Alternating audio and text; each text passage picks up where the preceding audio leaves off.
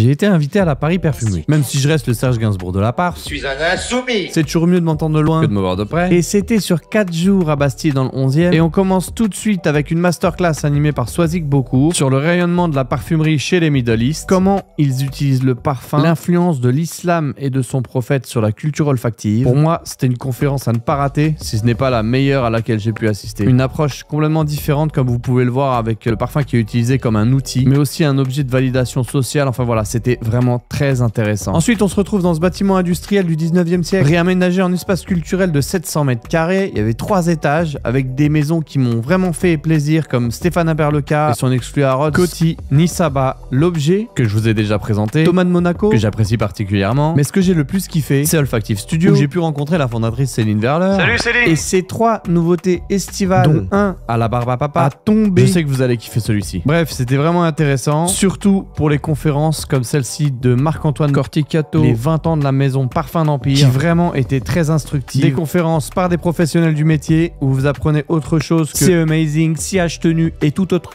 du genre. Je vous en dirai plus sur ces prochaines sorties très prochainement. Donc abonne-toi, partage ce post et un petit like même si t'as pas kiffé. Je vais essayer de communiquer sur la conférence de Mathilde Laurent et de Francis Curdian aussi. Et à plus sur Olivier Parfumerie.